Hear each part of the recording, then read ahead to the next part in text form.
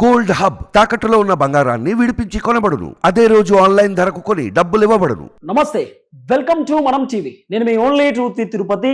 MLC Kalvakuntla Kavitha arrest అయి దాదాపు 2 నెలలు పూర్తవుతున్నటువంటి పరిస్థితి. మార్చి 15వ తారీఖు కవిత అరెస్ట్ అయింది. అనేక రకాలుగా తీహార్ జైల్లో ఇబ్బంది పడుతున్నటువంటి సిచ్యువేషన్ కూడా మనం చూసినాం. మధ్యంతర బెయిల్ పిటిషన్ దాఖలు చేసినప్పుడు కూడా కవితకు బెయిల్ రాకుండా పోయినటువంటి సిచ్యువేషన్ చూసినాం. ఈ రోజు కూడా కవిత బెయిల్ పిటిషన్ హైకోర్టులో క్లియర్ గా బెంచ్ మీదకి వచ్చినప్పటికీ కూడా రేపటికి వాయిదా వేసినటువంటి సిచ్యువేషన్స్ కూడా మనం చూస్తున్నటువంటి పరిస్థితి. కవిత బెయిల్ కి సంబంధించిన విషయంలో నాతో పాటు మాట్లాడడానికి పొలిటికల్ అనాలిసిస్ట్ కృష్ణకుమారి గారు ఉన్నారు. మేడం నమస్తే. నమస్తే. సో కవితకు సంబంధించినటువంటి టాపిక్ తెలంగాణ రాష్ట్రంలో చర్చ నడుస్తున్నది. రాష్ట్రంలోనే కాదు, దేశమంతా కూడా ఢిల్లీ లిక్కర్ స్కామ్ అంటే ఉవ్వెత్తున ఒక కీలకమైన చర్చ లెక్కున్నది. ఎట్లా ఉంది మేడం కవితకు సంబంధించిన అంశంలో?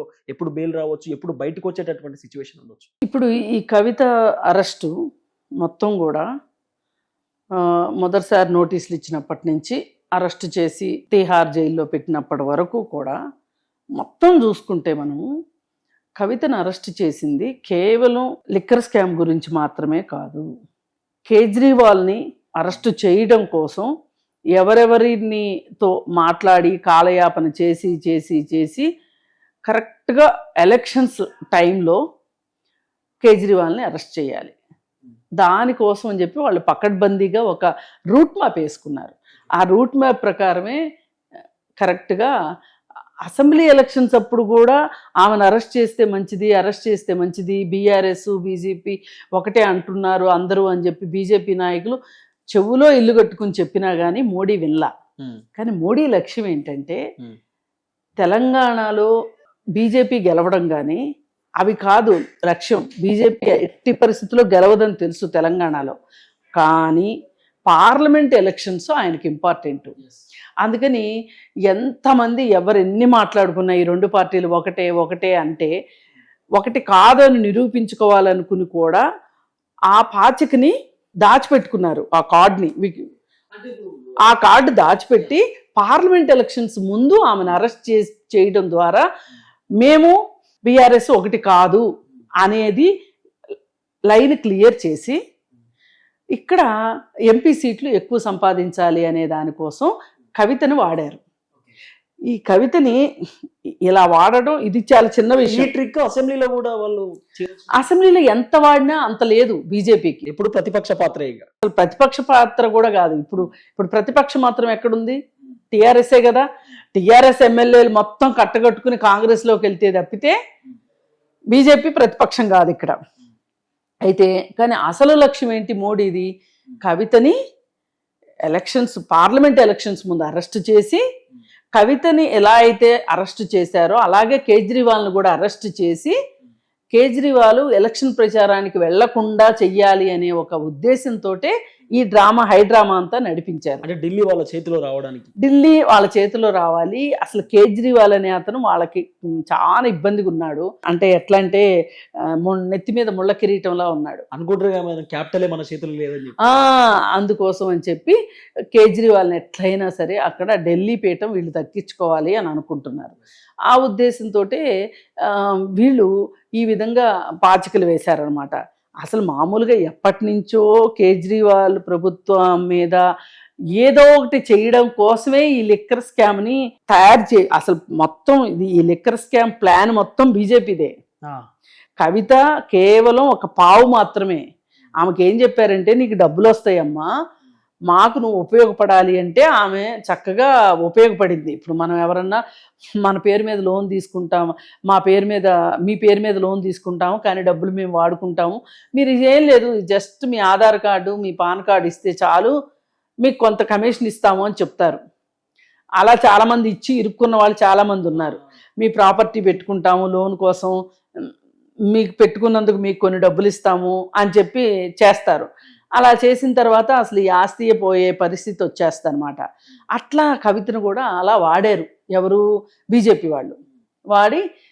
కవిత కూడా ఊహించుండదు కేజ్రీవాల్ని అరెస్ట్ చేస్తారు కానీ నన్ను ఎందుకు అరెస్ట్ చేస్తారో అనుకుంది ఆవిడ. అనుకుంటే సహకరించకపోను. ఇప్పుడు కేటీఆర్ తేలికుట్టిన దొంగల్లాగా ఉన్నారు. వాళ్ళు మొత్తం స్కామ్ మొత్తాన్ని బయట పెట్టనూ లేరు. పెడితే వాళ్ళ రహస్యాన్ని బట్టబయలు చేస్తే వాళ్ళ దగ్గర వీళ్ళ రహస్యాలు బోల్డ్ ఉన్నాయి. అందుకని ఎవరికి వాళ్ళు కన్నంలో తేలుకుట్టిన దొంగలాగా కూర్చున్నారనమాట. అట్లా సరే ఈ పరిస్థితులు ఇట్లా ఉంటే ఇప్పుడు మనమందరం అనుకున్నట్లే పార్లమెంట్ ఎలక్షన్స్ అయ్యే వరకు కవితకి బెయిల్ రాదు అనేది సుస్పష్టంగా తేలిపోయింది. ఇప్పుడు ఇప్పుడే బెయిలు, రేపే బెయిలు అనుకుంటే కూడా అవలా. ఇప్పుడు రేపటికి వాయిదా వేశారు. ఏది ఇవాళ ఆమె బెయిల్ కోసం అప్లై చేసుకుంటే రేపటికి వాయిదా వేశారు. రేపటికి వాయిదా వేస్తే ఇప్పుడు పరిస్థితి ఏంటి అంటే రేపైనా సరే ఆమెకు బెయిల్ దొరుకుతుందా? సస్పెన్షన్ అనమాట. దొరికితే రేపు దొరకవచ్చు, దొరకకపోతే గనక ఈ ఇప్పుడు గవర్నమెంట్ మారింది అనుకోండి. ఇంకోటి ఏంటంటే మేడం, రేపు 2 బెయిల్ పిటిషన్స్ ఉన్నాయి, ఈడీ ఒకటి, సిబిఐ ఒకటి. వస్తే రెండిట్లో ఏదైనా ఒకటి రావచ్చు, ఒకదానిలో అయితే లోపలనే ఉండాలిగా మళ్ళీ. రెండిట్లోనూ వస్తేనే ఉపయోగం. పైగా ఇంకొకటి కూడా జరగచ్చు.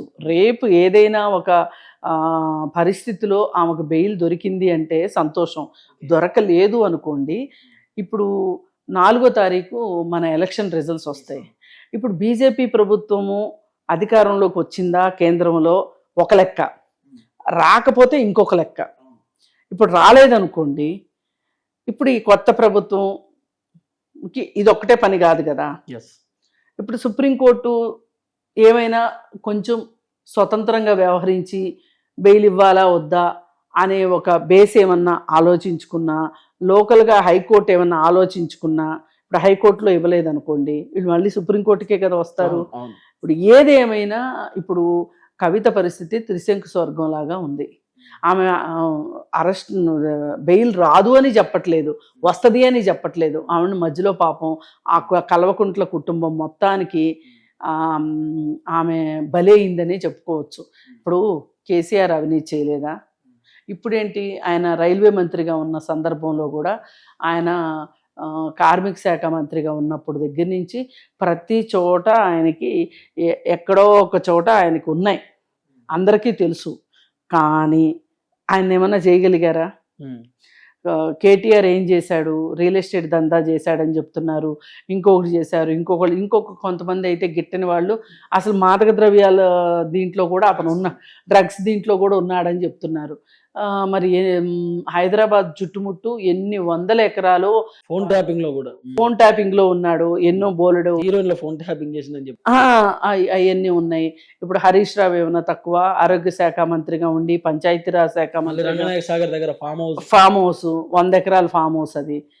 మరి ఇవన్నీ చేసిన పరిస్థితుల్లో వీళ్ళందరూ ఇవాళ హాయిగానే ఉన్నారు. ఒక రకంగా అధికారం లేకపోయినా ఎవరిళ్ళల్లో వాళ్ళు ఉండగలుగుతున్నారు. కానీ పాపం కవిత ఎమ్మెల్సీగా అధికారంలో ఉండి ఆమె జైల్లో ఉంటుంది.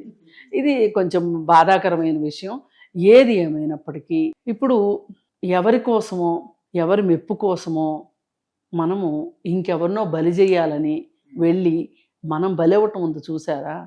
ఇది ప్రతి ఒక్కళ్ళు రాజకీయ నాయకులు నేర్చుకోవాల్సిన విషయం. ఇప్పుడు కేసీఆర్ లాగానే కేజ్రీవాల్ ఒక నాయకుడు అయ్యే హక్కు ఉంది అతనికి. మోడీకి ఎంత హక్కు ఉందో, అమిత్ షాకి ఎంత హక్కు ఉందో కేజ్రీవాల్కి ఉంది, రాహుల్ గాంధీకి ఉంది. ఒకవేళ మీరు నేను రాజకీయాల్లోకి వస్తే మనకే ఉంది. ఇదేమి పలానా వాళ్ళు మాత్రమే రాజకీయాలు చేయాలని ఎక్కడా లేదు. మనది ప్రజాస్వామ్యం. లైన్ అయితే బార్డర్ అయితే ఉండదు. మీరుండొచ్చు, నేనుండొచ్చు, ఎవరైనా ఉండొచ్చు.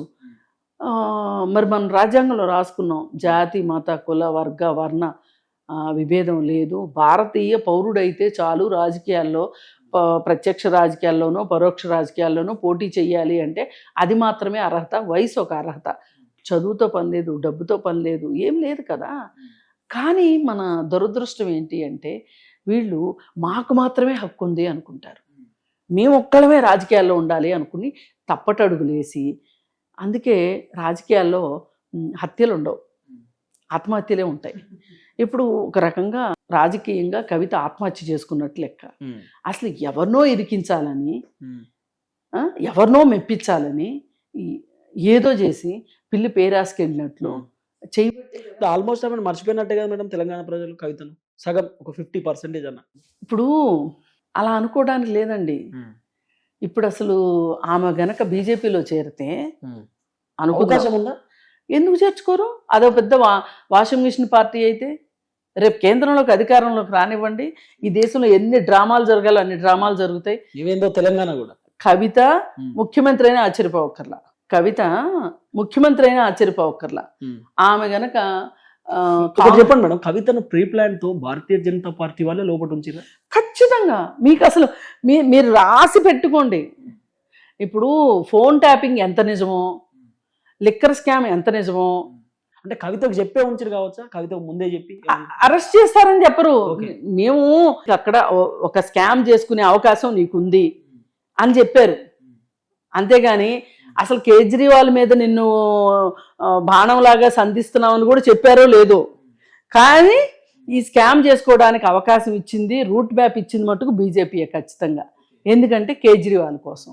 కేజ్రీవాల్ని పడేయాలి అంటే కనుక ఏదో ఒక బాణం కావాలి. ఆ బాణం ఇప్పుడు కవిత భుజం మీద తుపాకీ పెట్టి కేజ్రీవాల్ని పేల్చారు బీజేపీ వాళ్ళు. అది సుస్పష్టం.